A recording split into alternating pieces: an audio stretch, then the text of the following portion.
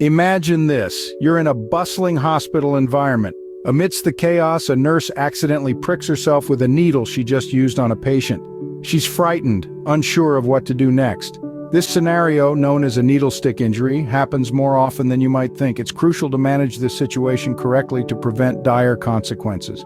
A needle stick injury can pose severe risks, including the transmission of bloodborne viruses such as HIV, hepatitis B, and hepatitis C. However, proper management can significantly reduce these risks. So, what should you do when faced with such a situation? Firstly, encourage the wound to gently bleed. It might seem counterintuitive, but allowing the wound to bleed can help cleanse it from the inside out. However, avoid squeezing or sucking the wound, as it can introduce more pathogens into your system. Next, wash the wound under running water. Remember, the water should be warm, not hot, as hot water can cause further damage.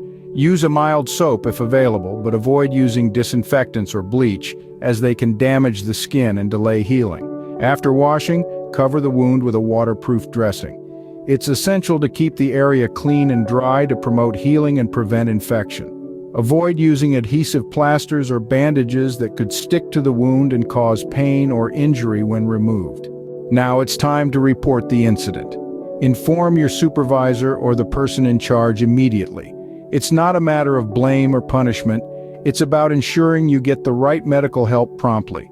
Don't try to hide or ignore the incident, as this could lead to severe health complications down the line. After reporting, seek medical advice immediately. You might need a blood test or a course of post-exposure prophylaxis depending on the patient's medical history and the severity of your injury. Remember, time is of the essence in these situations. The quicker you act, the better your chances of preventing any potential infection. But what about prevention? How can you avoid needle stick injuries in the first place? First, always use safety-engineered devices when available. These devices have built-in safety control mechanisms that can significantly reduce the risk of injuries. Second, never recap a used needle. It's a common practice, but it's also a common cause of needle stick injuries.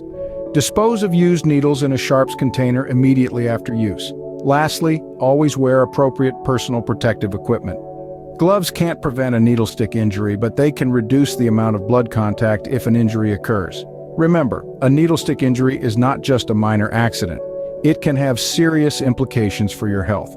Proper management is crucial, not only for your well-being, but also for the safety of those around you. So stay safe, stay informed, and always prioritize your health.